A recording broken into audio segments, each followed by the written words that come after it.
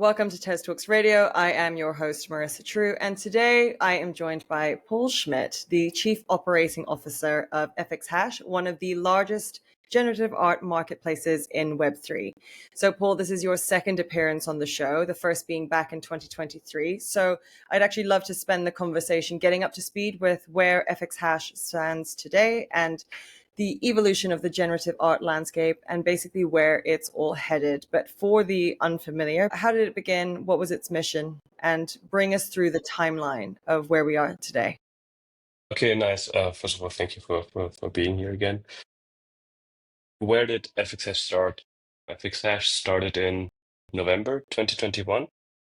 It's born, was sort of like built out of the necessity for artists to be able to create and ultimately also sell generative art at the low cost and with the possibility to not be able to have to go through art blocks, which was the only option essentially available back then in 2021. It was still proof of work, so much higher gas fees. I mean, they're still high now in that sense, but much higher gas fees.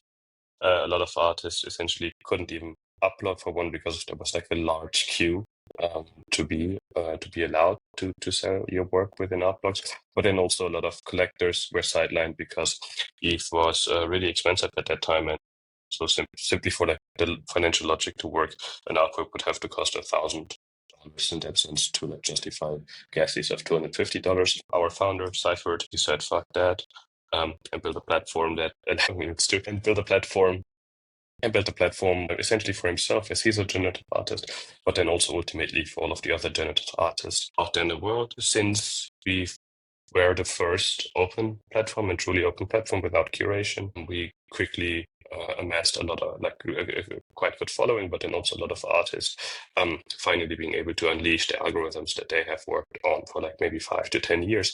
So like these like first few months were extremely magical in that sense, and there was a lot of great art that still holds the test of time in that sense. But yeah, then we sort of like just like started to build a bit more bootstrap for a year.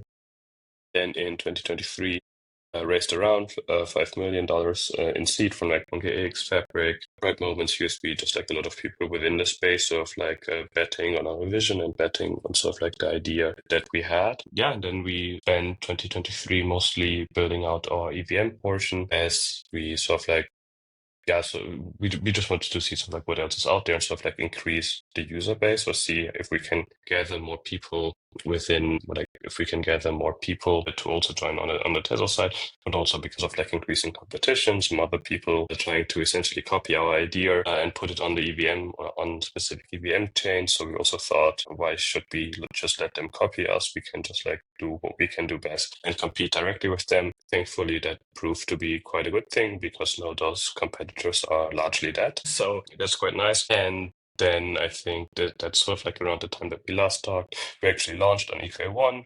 And then I think that was like when we talked, and then shortly afterwards, what we sort of like called FXhash 2.0, which maybe in hindsight was a bit too much because I think right now we are actually now in like 2024, like beginning of 2025, we're actually at that like point of time where it is like a big shift in like how FXhash works, how FXhash looks.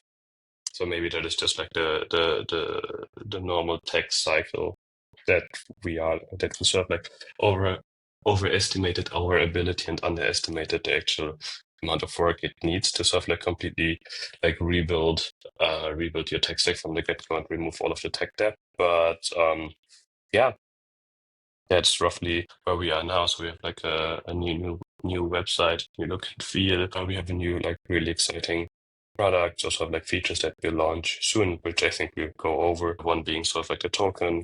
Then we've also developed or are developing NFTQT, which is like an AI agent for NFTs, which is something like completely out of left field, but we within the team were quite excited about it. So we just tried it and it has seen some success so far. So yeah, that's roughly what we've been up to, but I'm sure we can go into these with like, we can go more into these.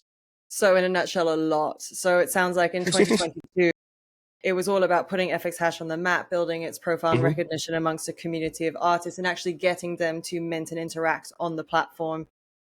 2023 became a year of expansion. So that was about going multi-chain and basically taking on competitors directly, realizing that there's only so much you can diversify a marketplace model. So if they're going to pop up, you may as well tackle them head on. And I like what you said about perhaps, launching FX Hash 2.0 wasn't quite what you thought it was going to be, because it was supposed to be sort of this like groundbreaking, almost pivotal moment. What you suggested is that pivotal moment's actually just about to come. So maybe you were a bit hasty with describing it as version 2.0. So what were the main learnings there when it came to what you were attempting to achieve then? And as you said, the sheer amount of work it was actually going to take to achieve it. I mean, I think partially it is, or like the way that it worked out was also partially because for nearly all of us within the team, it was our first startup where we really, I mean, we've worked in startups before, but not where we were really at the helm and sort of like, yeah, could decide what we want to do. So we tried to do a lot and try to sort of like eat more than we could chew. I think that was really just like the learning process also. I'm now realizing more than ever, so like in the last 2 years and in the last year, and for example, also seeing how like Rodeo and Foundation have done it.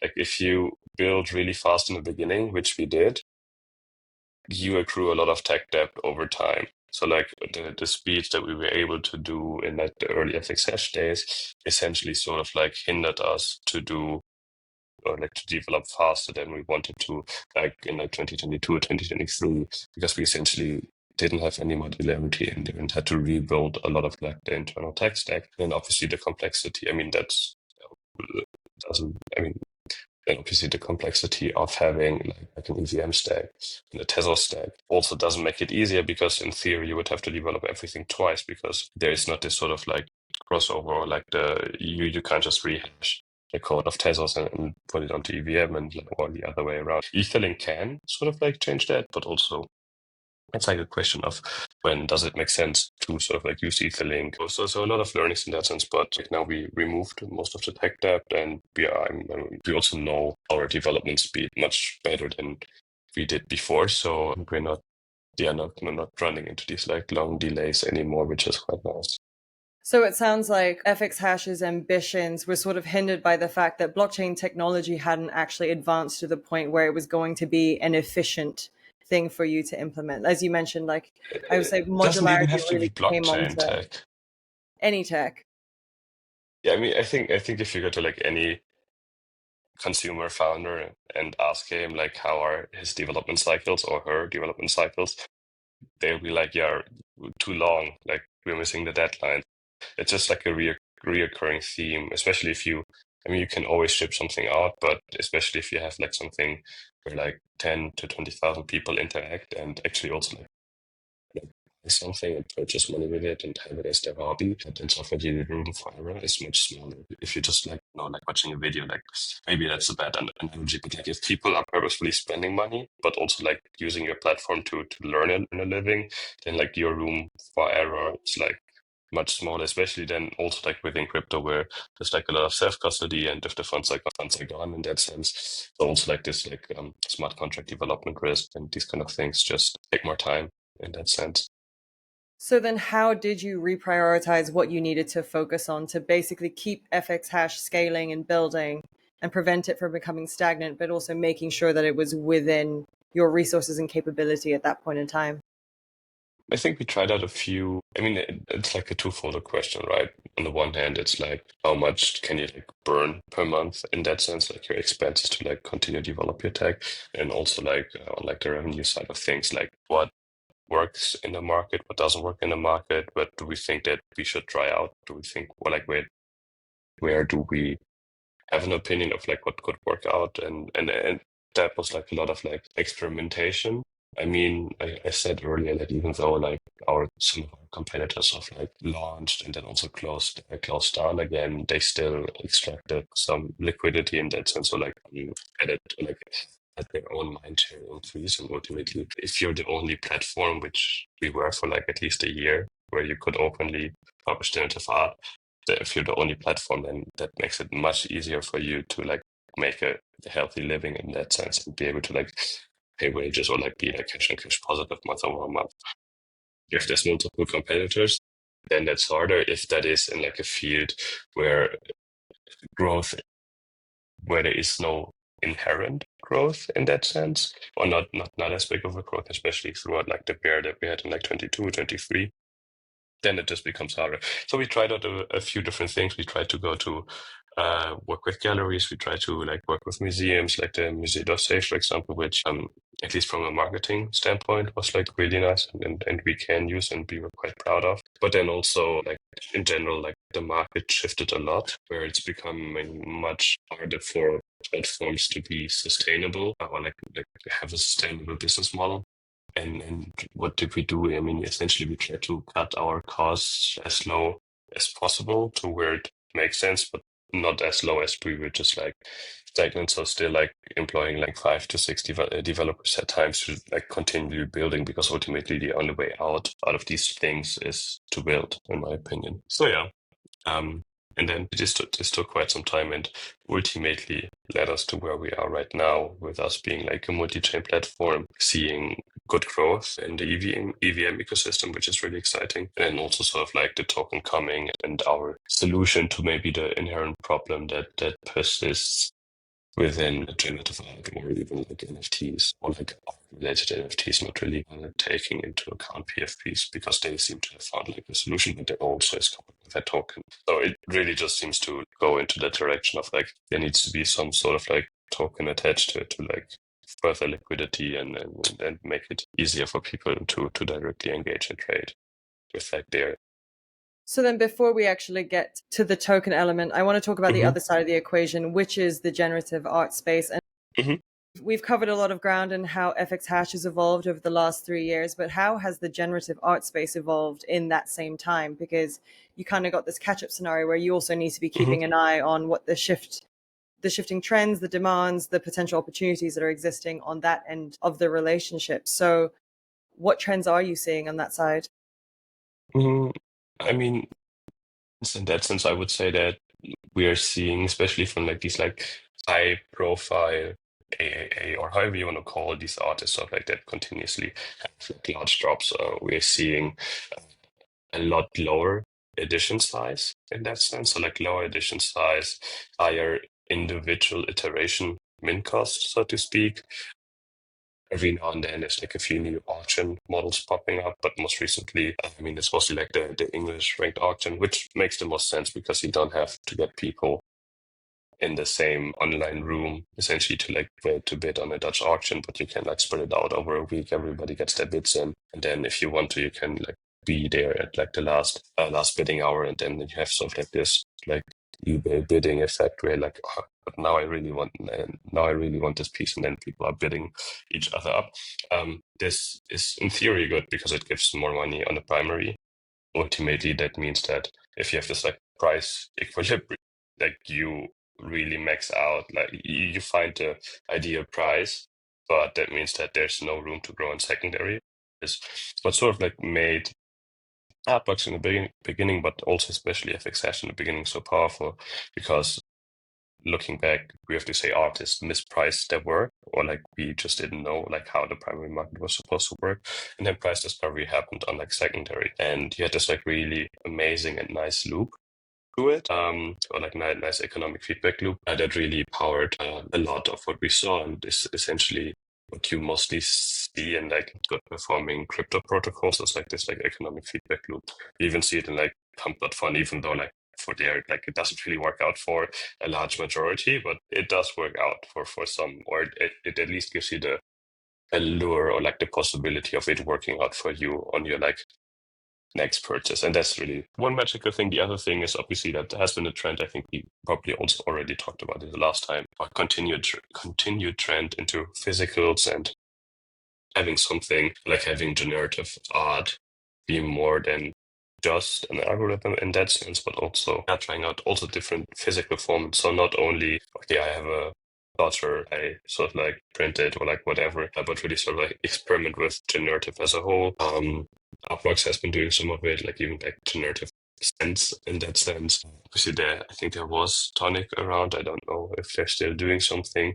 But yeah, like a few things, and obviously we are also experimenting with like generative fashion, generative tattoos, these kind of things, which I still think will become relevant. But I think for that to be, I think the use case will not be like from like an NFT marketplace platform in that sense, but really just like embedded into like some other like normal consumer platform in that sense. And then you can sort of like tell people on the idea and they will like it. You can probably be like, hey, this is NFT, this is crypto, this is generative. That's like a lot of things at once. But yeah, I would say that these kind of things, and then ultimately sort of like in the recent times, sort of like there's been rodeo, which is like been quite interesting proposition, sort of like similar to early hen maybe, but also a bit more extractive, so to speak. But it's quite nice as top of funnel, and especially nice if you look at how like their user onboarding works, because essentially you just need the email.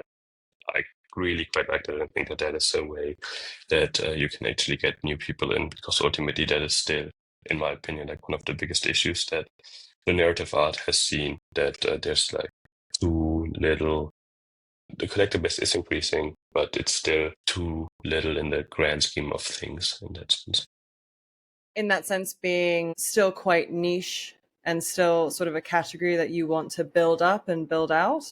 Yes, I know. I mean, the interest, like the weird, I think it's called the juxtaposition, is like the institutionals are actually going into generative and like are making shows, having it in their museums. There's more galleries experimenting with it, more artists experimenting with it, but it doesn't really seem to trickle down like an economic level for the artists and the platforms, at least sort of like in the last 1 to 2 years. So while the real art world is getting to know it and experimenting with it, yeah, not the actual, but the core artist group that maybe have been doing this for quite some time doesn't really seem to gather the benefit, or like most of the benefits. That could also be because there's now obviously also like a lot of hype on that, not also hype, but also like justified type on like AI artists, and that took some steam out of generative, I would say. But even sort of like now with like that intersection, there's like more things coming. I mean, even Botto is doing generative art now, so let's see what comes out of that.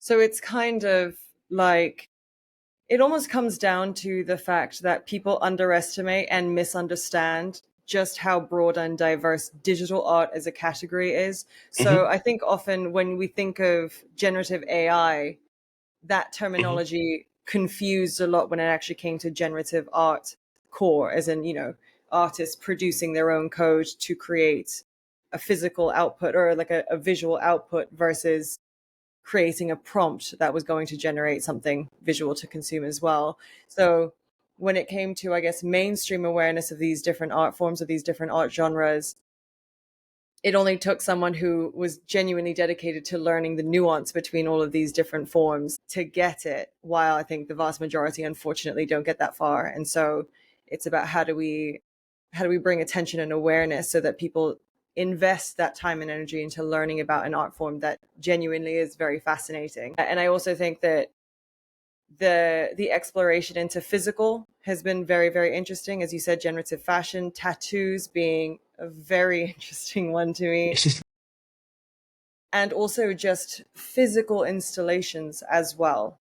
But Hmm. basically bringing digital art into physical spaces so people can interact and consume with them in new ways. Is that something that you see FX Hash kind of continuing to support in the future, with in terms of how you exhibit artists? Hmm. And how do you think that's going to, I guess, build that understanding for people in terms of how wonderful generative art really is?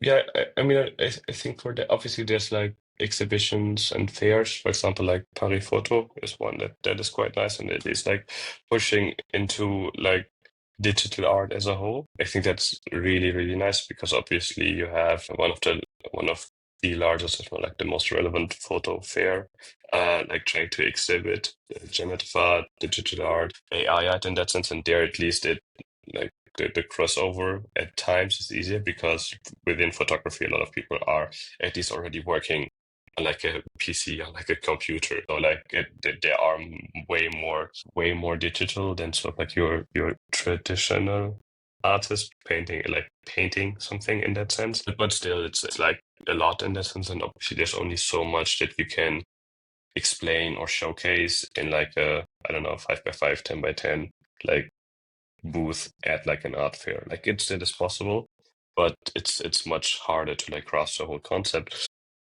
I feel like and a good overview of this is also like what FX is trying to do was like the Entangled exhibition that we did in Ghent, where we really just put like the technology sort of like forward. I like a lot of different things, but essentially also like a big industrial mechanical robot that essentially the artwork was created around with. So Entangled is essentially about like the relation between sort of like a quantum movement and then Björn Stahl, like non-figurative, the artist, essentially try to play homage to like how FXH also is like dual chain and how these like two quantums can move, but then also how like Tezos and like the EVM or like the blockchain sort of like interact and link together. And it was quite interesting to see sort of like the reception because we were asked by Winter Circuits, which was just like this historical building in like Ghent that like reopened and now is sort of like trying to be the place in Ghent for like, and not trying, but is actually like the place for like tech and like startups. Has received like huge funding from like the Belgian government as well, and we were asked to sort of like be the opening cultural act. So a lot of people had no clue what generative art was. Still, like 500 people at like, the opening or like the grand opening, like looked at it and were like quite fascinated by it. Just like small children from like a kindergarten trip going there and like looking at the art. So that was quite nice. And then also through that, we got a lot of more openings, like talking with like some festivals and these kind of things that saw it and sort of like understood how nice technology can be, because I feel like a lot of people are coming, especially now with like this like continued AI boom, coming around to the idea that technology will not get less, but will get more and will sort of like spread through all of what we're doing on our daily lives. So also like the art. So yeah, we will continue to do exhibitions, but I think much more like not as many maybe as we did before, but then if we're doing them in like a bigger scheme or like in like just like a little bigger to see what kind of effects or like to see what this can be, but then also really trying to go back to our roots and do more of online exhibitions or like online interactive experience, because ultimately not everybody can be at like a specific point on a specific day, but mostly everybody can be on a specific internet website like a specific point of time. So you kind of also have a double barrel challenge where not only are you trying to raise awareness and educate around generative art as a genre, but you also have the inevitable blockchain component of the platform itself, which I guess is only really relevant less so to the observers of the art and more so to the artists and the collectors themselves. But how do you ensure that there's this continued education as to, I guess, the merits of Web3 and why FX Hash does all of this on chain? I mean, I think by now we can explain what we're doing quite well and can explain it also to new people, like why it matters. I feel like also, at least right now, when you're talking to someone, they at least maybe have heard of crypto a bit more. In that sense, they will continue to hear about crypto even more depending on what like Donald Trump will do or like the US government will do. So I have a feeling that obviously there was and there still is some bad actors in the space, but it's at least right now, far easier to talk to people about it because they understand, or at least maybe also, especially if they're like within finance, they have understood, okay, BlackRock is having a Bitcoin ETF and that sense. And that actually changes a lot of things because you have this like stamp of approval that, okay, it's not just like crazy computer kids doing something weird, but there's like this largest asset manager in the world that says, I am willing to like earn money through this. I'm willing to offer this to my clients. And then sort of like with that, a lot of people are starting to come around to the idea that crypto or like on chain can help. And then you just give them use cases. I always, for example, give them the like currency swapping essentially. That gets a lot of people because a lot of people have swapped or like tried to swap cash currency before and saw like how huge the fees are.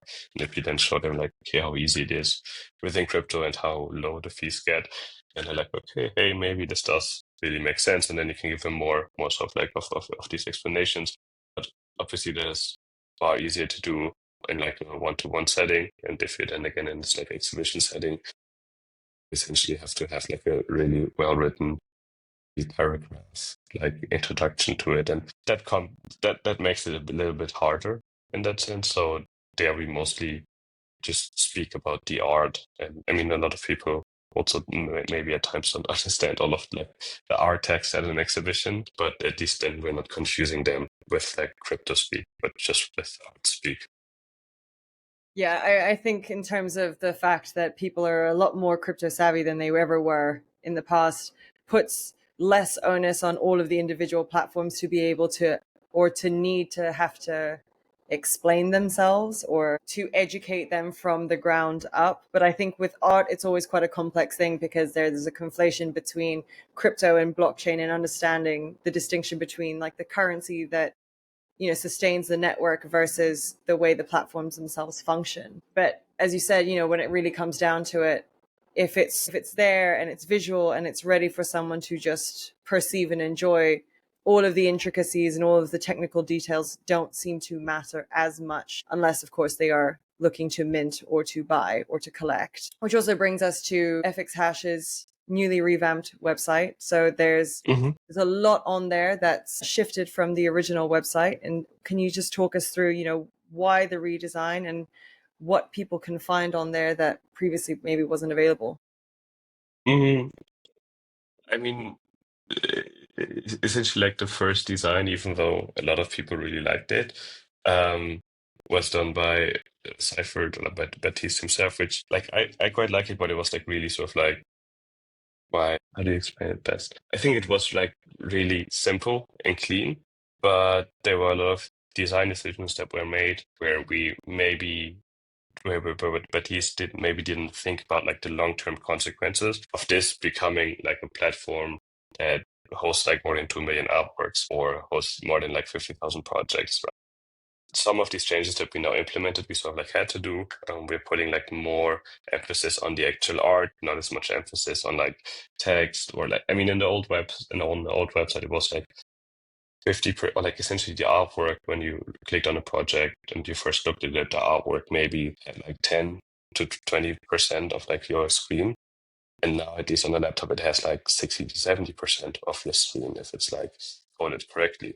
On that note, it's a much bigger shift towards art. There's a lot of things of us, like a lot of ways where we try to simplify the way that you go on about the website, essentially removing clicks needed to mint, removing clicks needed to like sell, like essentially just like trying to make the user experience easier, make like discovery a bit easier, and just like put it into like a clean slate where we can be where we're like not we were not proud before to show it, but like we're also like just like, hey, this is like a nice retouch. It looks nice. It doesn't look like from 3 to 4 years ago, but it's just something fresh and also something that we can use for like the next chapter of like our journey and like all of the visual cues make more sense together. Okay, so it's about simplifying the user journey and also about making sure that the website's equipped to handle the continued growth of the platform. Exactly, because a lot of like the visual, I mean, yes, it's a visual change, but to some, I think it won't look as big.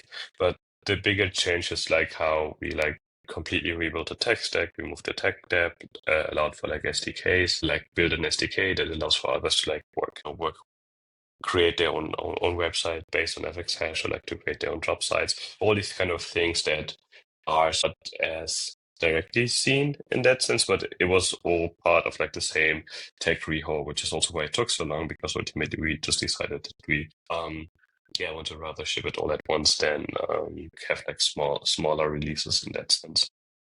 And also there's a lot of resources that help artists and collectors. So there's project templates, there's overviews of the marketplaces. So if there was a new generative artist or a new collector who was coming to this brand new website, what are the main things they need to know to really kind of kick off their journey in exploring FX Hash? Read through the docs on Twitter, see what people are doing, and I think that's it. I mean, in that sense, I think we obviously we try to have like an easy onboarding. I actually think we do. Like our docs are much better or like in a much better state than they ever been. So that's really nice. Yeah, and I think from there they can essentially get started. Like we have like tutorials on how to code or like tutorials on how to like also get better. Or just go to the docs and and then sort of like see what happens. Like obviously there's our Discord, which also has like a huge plethora of information in there just by the fact that we've been writing in it for like 3 to 4 years, and also mostly every question that can get asked probably was asked in there. So I think that probably sort of like the things that where I would guide new artists towards to. And we've hinted at it a few times throughout the course of our conversation, so we can't ignore the launch of the FX Hash token that is coming up. Mm-hmm. So how does that support the broader mission of supporting artists? You know, how's it going to create a new economy for artists and collectors that doesn't exist already? And kind of what's all the thinking that's going into the token? So yeah, I think within FX Hash, I think in a month 2 or 3 that FX existed, we already thought about the ideas of a token, but quickly went away from those as we realized that in the way that we want to do it, we can't really do it. It would be like a legal risk. We always wanted to have like revenue sharing as a possibility, and essentially what we've seen over the past 2 years within crypto is that tokens work much better for community building than anything else. So we really thought, okay, how can we design a system that brings in more people and ultimately also brings in more revenue through artists? So yeah, it's I think will just be like a really exciting time for us, especially sort of like the direct connection between art and tokens. If we can get interesting artistic projects funded through that mechanism, like the next step behind that is if we believe as a sort of like society that we will continue to like create more tokens and financialize a lot of things, and why shouldn't we also use that for like artists? So you can also directly fund something or try to fund like specific projects similar to how works on like Patreon or whatever or Kickstarter. But that's like really like larger scale, much bigger in that sense. What is the long-term game plan or mission for FX Hash given its journey so far, and what is the priority for 2025? The long term mission, vision, whatever, I think has largely stayed the same, which is to make it possible for artists to earn a living and to make money through their art. Mostly it is obviously generative art, digital art, but that continues to be sort of like our like North Star metric if you think about it, like how many artists can make a living of generative art on a fixed asset in general. And then what is sort of like the focus on 2025? I think it will be really about this sort of like about the token and like the new economic model that we are proposing. And then as like not a side thing, but something that is like equally as important for us is like NFT XBT and like the agent that we're building, and also trying to like gather like a new community and educate them about generative art. So also just like try to build this like number one Twitter KOL, which has no bias in that sense. I think that's quite cool, and there's like a lot of fun things that you can do with it, which we are also really excited about. Awesome. Well, we'll keep an eye on it as always, but it sounds like you have a very full plate for the remainder of the year, and it's only January. But Yeah, thank you so much for taking the time, and I'm sure we'll catch up again in maybe another year and a half and see where you're at. yes, that would be lovely. Thanks, Paul. Always.